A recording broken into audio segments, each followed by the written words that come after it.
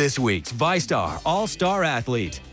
You feel on the cheerleading team as captain, one of the three captains there, also promotes communication, don't you think? You have to, as a captain, you really have to run the team and make sure that everybody knows what they have to do at every certain time. When you're at a football game, it's us three out there leading everything. Like, we tell them what cheer, we call the cheer, we tell them, you know what, turn around, spirit during here, take a water break, breathe, let's stun a little bit. You got to talk to everybody. And if somebody's having a problem at that time, you have to get them in. If we're at competitions, we're the ones that are in there like, come on, you've got this. You know, you've done this multiple times. You can do this. Not a lot of people realize the difference between sideline cheering and competition cheering. No. It's like two completely different things, Very isn't different things. What's it like to take somebody to competition for the first time?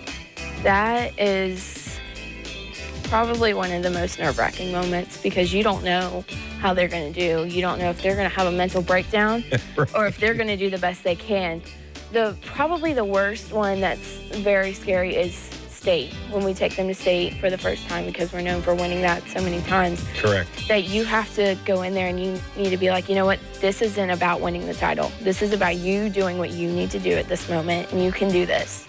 And it can get very scary, but you got to have faith in that person and believe that they can do what they need to do. So congratulations, Breahna. You are our all-star athlete from West Nassau for outstanding achievement in athletics, academics, and community service, presented on this day and signed by me with the great seal of Channel 4. Congratulations. Thank you.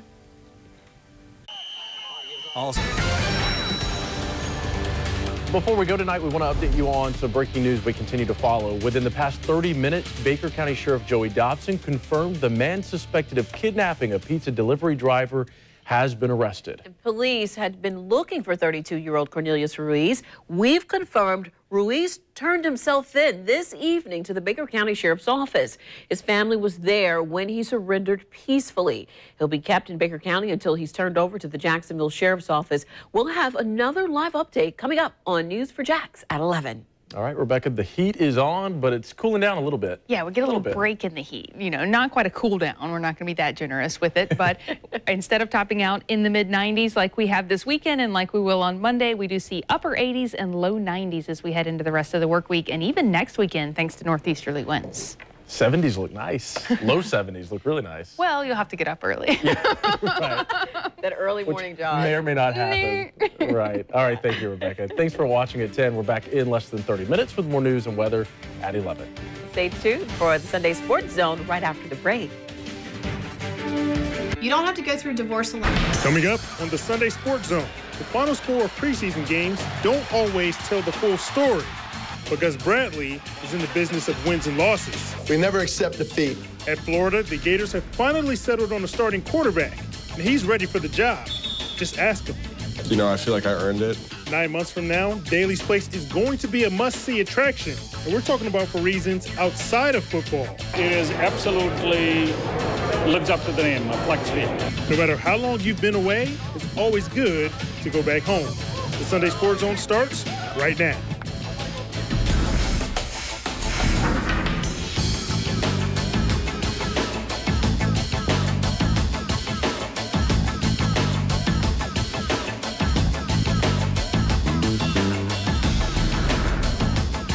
Hey there, and thanks for joining me tonight on the Sunday Sports Zone. I'm Brian Jackson. Coming up a little bit later in the show, I'll update you guys on the quarterback situations at Florida State and Georgia.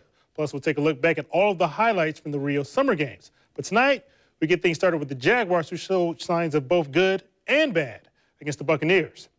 All offseason long, the Jaguars offense has talked about starting fast.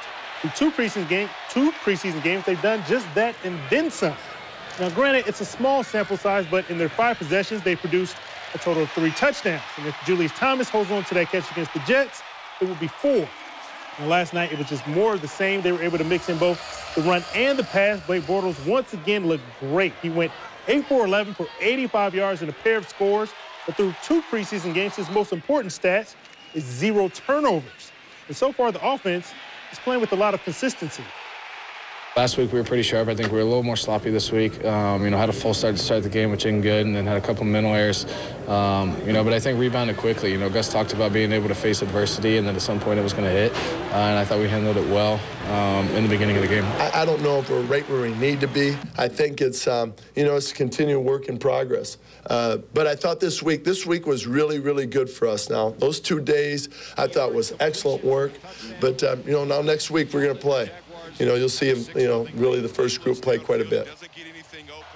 In a little bit of time that we spent around Jalen Ramsey, there's no doubt that kid's a gamer. He's the type of guy that just loves to play football. He was obviously disappointed after not playing against the Jets, but he made his presence known early in his debut against Tampa. Now, Ramsey didn't get tested too much through the air, but he was solid in run support. And as we expected, the former Nole lined up all over the field, and he doesn't care where he plays as long as he gets to be out there on the field. It is my dream. I had a lot of emotions. I was very happy out there, but at the end of the day, it's football. It's what I've been doing since I was 5 years old. And I don't know, man. I don't know. I feel like the mind is just way more powerful than anything else that you have. So if you just self-talk a lot and you just tell yourself, this is football. This is football, this is football. That's what I do personally. I did think his poise was there. I think he was on the perimeter. I know there's a couple plays we're playing our style. They threw a couple deep balls, and I think he was even winded a little bit. And we said, stay out there, man. You got to fight through it. He didn't show that, but I think it was a time where just keep going. We're going to continue to play this style of football. So he loves it. He's got, like I said, really good poise for his first game. If the offense and the debut of Jalen Ramsey were the good, the penalties were the bad. Gus Bradley, he's a stickler for the small details. The Jaguars, they were just sloppy from the beginning. The defense had back-to-back penalties on third down. Then on the first play from scrimmage for the offense, Mackenzie Bernardo had a false start. In total, they racked up 13 flags for 121 yards. Gus Bradley knows that during the regular season, that's going to cost them games if they don't get it cleaned up. The penalties, I told them that in the locker room, all adversity isn't bad if we learn from it and we respond the right way to it. And we face some adversity on that with all the penalties, but we must respond the right way. We got to get these cleaned up. I know they're calling it close. I know they're making a point of emphasis, and it's good. We need to have that. I'm glad they called it as close as they did. I think our players will respond to it. And if you haven't made plans for tomorrow night, you're in luck because I've got something for you guys. Tomorrow night, at 7 is our season debut of Jaguars All Access. We'll be live at Mellow Mushroom in Avondale. That's going to be our location all year long. And the show's going to run until whenever the season ends. It would be great to have the show continue into the playoffs. Now, tomorrow night, our guest is going to be Jaguars quarterback Blake Bortles. They'll join Sam and Jeff Lageman. Should be a great time tomorrow night. The venue in Avondale is just really awesome. I hope to see a lot of you guys out there tomorrow night, starting at 7. And there was a lot of anticipation for last week's joint practices between the Jaguars and Buccaneers. It was a chance for the Jaguars to test their will against somebody other than a teammate. And typically when two teams get together for joint practices, there tends to be a lot of chatter going back and forth, and that usually escalates into a couple of fights. Now, outside of a minor skirmish between Dante Fowler Jr. and a couple of the Bucs guys, that just really wasn't the case last week. All of the players were more concerned with making each other better rather than instigating fights. Yeah, that's not our general goal.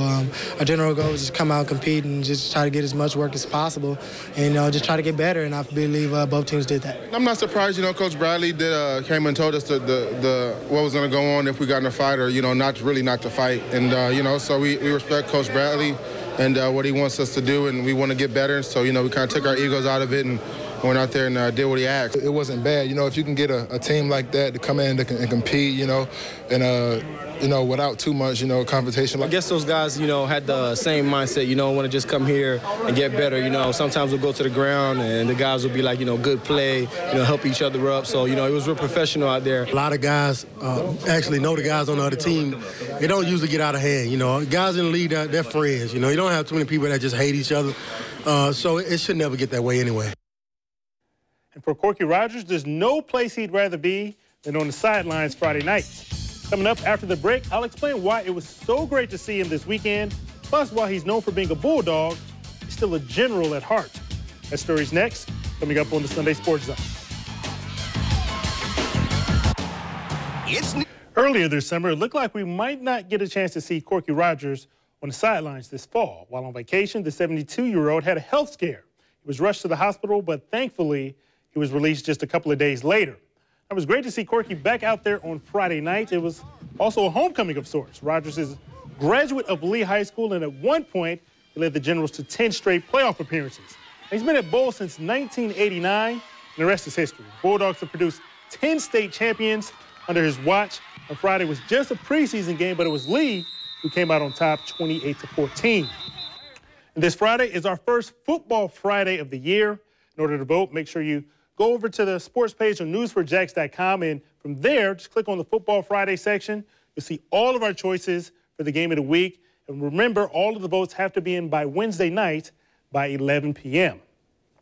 And what Steve Spurrier told us a couple of weeks ago finally became official on Thursday. Luke Del Rio will be the Gators starting quarterback for their opener against UMass. Now, this is Del Rio's third stop in as many years. He was the favorite once he arrived on campus in Gainesville. And Del Rio and Austin Appleby have been battling for the starting gig since spring ball. Gators head coach Jim McElwain tried to put off naming a starter for as long as possible, but with less than 2 weeks remaining until the opener, now was the right time. And Del Rio says that he feels like he's earned the job. I've known Coach Mack for a long time. I've known Coach Nuss for a good bit as well. And I think the fact that I've had those relationships really helped me in this camp, being comfortable with the offense, and also being here last year helped me with the wide receivers. Yeah. Redshirt freshman DeAndre Francois will start for Florida State in their opener against Ole Miss. But should something happen to him, the Noles have a lot of questions with their depth at quarterback. Sean McGuire still out with a broken foot. Next in line was Malik Henry. But yesterday, Jimbo Fisher announced that he's been suspended indefinitely for violating team rules. As it stands right now, J.J. Cosentino is the only scholarship player available if Francois goes down with an injury or needs to be replaced against the Rebels. And at Georgia, Kirby Smart has yet to name a starting quarterback either. Now, their second preseason scrimmage of the fall was supposed to help him with that decision, but as you can see, the conditions out there weren't exactly favorable. Now, this week, true freshman Jacob Eason spent more time working with the first-team offense than he has all season long. But right now, Smart is more concerned with his entire team rather than who will be under center. We'll continue fundamentally to get better. We are working as coaches on all our opponents. We're doing a different opponent each and every day at practice where we focus on them for a certain period. So we'll continue to do that fundamentally for us, and we'll begin work on North Carolina when we think we're ready. And we're less than a week away from the start of the 2016 college football season. Earlier today, the first AP Top 25 rankings were released. And in a way, the season kind of picks up where 2015 ended. Alabama claims the top spot with Clemson coming in second. After winning a national championship a year ago, the Tide are the early favorites to repeat. Now, this is the third time under Nick Saban that they've entered the year starting at number 1. Florida State, they checked in at number 4. Other notables in the top 25, Georgia comes in at 18 in their first year under Kirby Smart. And after winning the SEC East a year ago, the Gators claimed the final spots in the top 25. To get you guys ready for the 2016 season, we're going to have a full-hour preview show coming up on Thursday. Things get started Thursday night at 8 p.m. We made it a point to check in with just about every single team in the area. Now, of course, you'll hear from Florida, FSU, Miami, and Georgia, but we also made stops at JU, Bethune-Cookman, as well as plenty of others. So make sure you guys tune in Thursday night at 8 p.m. Since Mark Lowry took over for the Armada, they've looked like an entirely different team. With 3 games in the span of a week, the Armada didn't have catch any breaks from Mother Nature. Yesterday, the temperature at kickoff was a blistering 93 degrees, and it only got hotter as the match continued against Minnesota United. 78th minute game was scoreless when Ibsen sent off after putting his cleats into Kevon George's stomach. Yeah, that doesn't feel very good. Minnesota a man down for the last 12 minutes of the match. And the Armada couldn't take advantage from there. The closest opportunity they would get for a goal was this Jamal Johnson shot from distance. It was wide right the whole way. The Armada had to settle for a scoreless tie. Now, the Armada, they're off next week, and then 3 straight road games. They're not back at home until September the 24th. You actually get to kind of spend time on the field and educate players now on the style of play, the tactical concepts we want. We haven't really had that chance with the 3 games this week, but I think playing the games has given a lot of people time, and we've come a long way in 3 games. So these 2 weeks will give us lots of chance to work with the players, build confidence again, and get ready for Carolina. We'll take a little time to get healthy. Pekka's getting sharper and sharper. He's going to help us tremendously when he's back. And like I told these guys, the shape now is there, the system's in place, and I think you can see the progress. We're only 10 days in. Bristol's famous night race turned into a day race that turned into a night race. Confused? Yeah, that's okay. Eventually, Mother Nature cooperated, and they were able to get this race in the books. I got your highlights coming up on the other side of this break. Rain delay, the cars are covered up. I'm Ethan Callaway. Last night, the Suns scored 4 late runs, but it wasn't enough in a loss to the Smokies. This afternoon was the final regular season meeting of the year between these two. Suns also looking to make it 4 out of 5 from Tennessee. Top of the first, Austin Dean at bat hits a single to center field that would bring home Kenny Wilson all the way from second to score. That one put the Suns up 1-0 early on. Top of the fourth, all tied at 1, Brian Anderson hits a drive to center field, goes over the wall and bounces back into the field. Yeah, that's how hard he hit it. It's ruled a home run. That's his 8th of the year. Suns up 2-1. Fans are loving it out there. Later in the fourth, James Roberts singles to right field. That gets Chris Curley to trot home from third base easily. Suns up 3-1 at that point. Top of the fifth now, Suns with 3 doubles in the inning. Kenny Wilson on second. He's doubled home by Dean, and the Suns, they take a 4-2 lead. Then Anderson doubles home Dean to give the Suns a 5-2 lead, and that's your final. Suns win 5-2. They're back home tomorrow for a 5-game homestand. Only 10 home games left this year, so get on out there and see the Suns before the season's over. Elsewhere, Marlins at the Pirates, top of the fifth. That young man getting some ice cream early on. Game tied at 2. Ryan Bogason with a wild pitch. D. Gordon comes home from third to score the go-ahead run.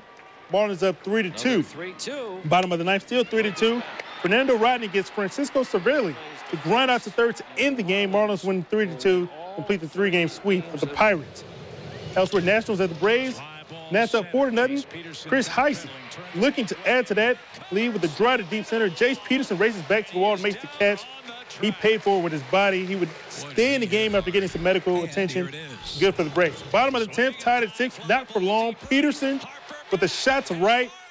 Bryce Harper looks up and is gone. Walk off for Peterson. Braves win 7-6. The Rangers at the Rays.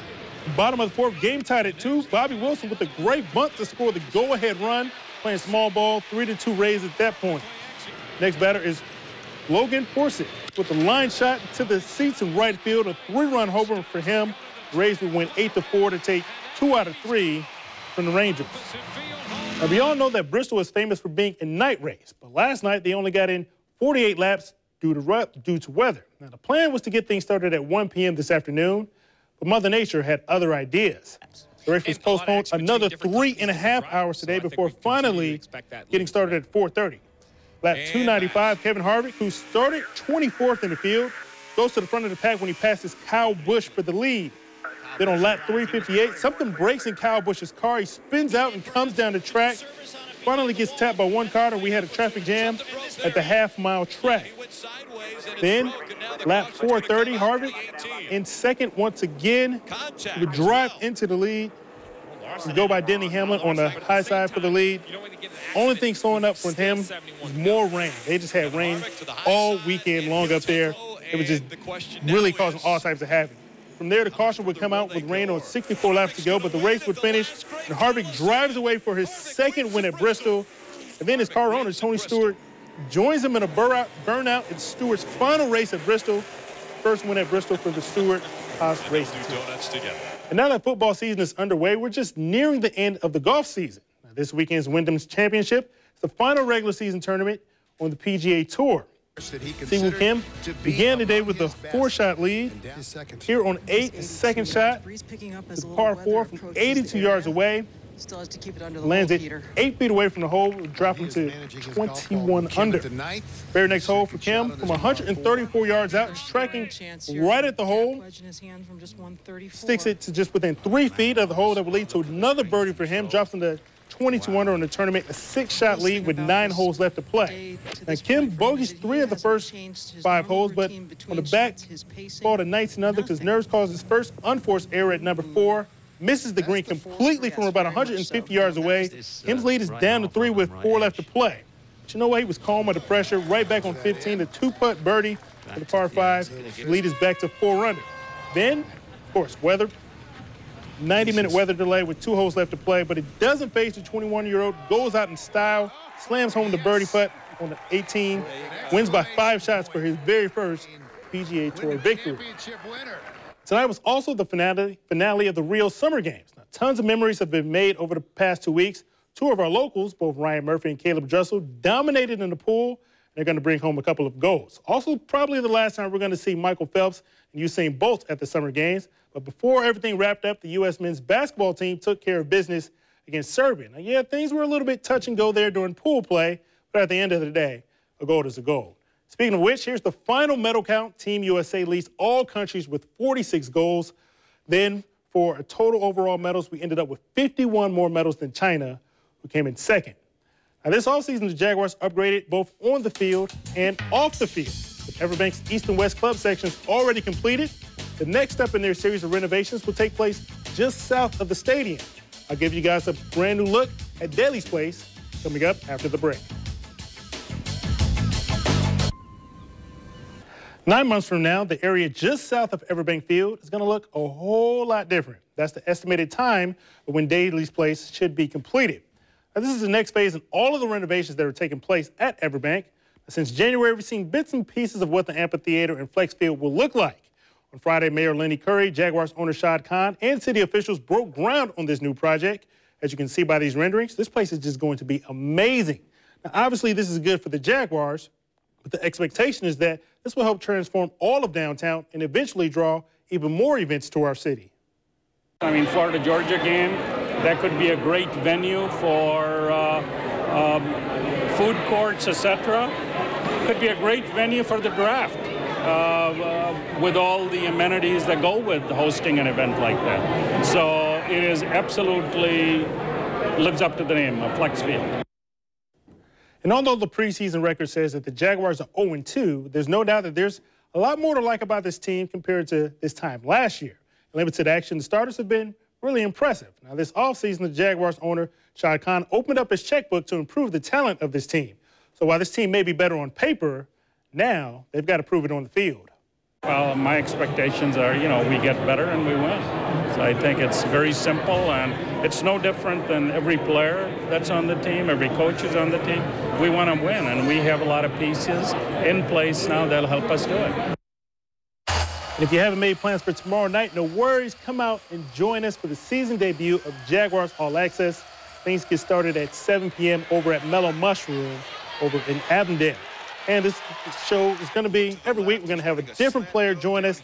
This week, it'll be Blake Bortles, who will be our guest. Once again, Sam and Jeff Lagerman are going to be your hosts. And that's going to do it for this edition of the Sunday Sports Zone. Stay tuned for the 11 p.m. news with Ethan Callaway and Janice Harris.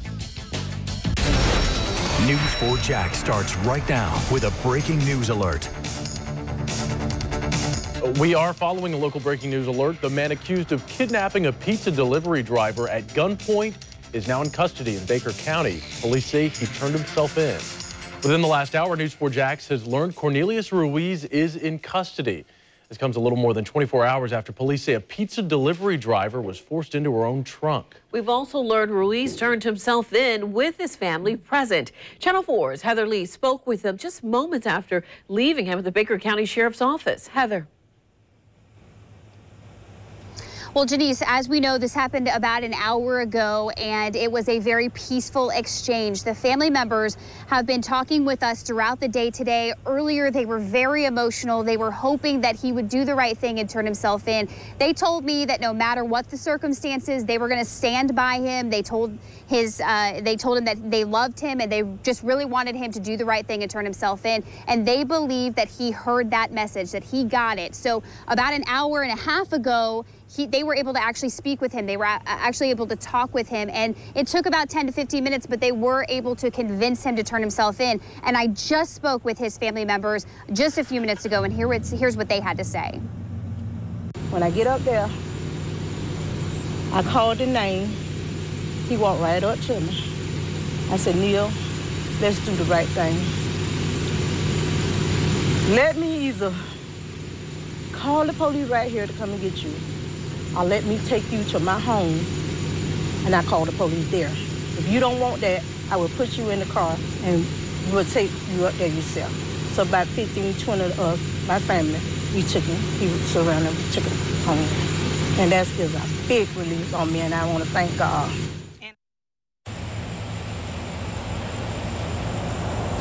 Now, he's accused, I'm going to give you a quick timeline of events. He's accused of kidnapping and grand theft auto. Police say he kidnapped a woman as she delivered pizza to a home in Jacksonville. When she got there, police say Ruiz approached her with a rifle and forced her into the passenger seat of her own car. He eventually pulled over, put her in the trunk, and she finally did escape after pulling the lever, the emergency lever in her trunk about 25 miles away in McClenny in Baker County.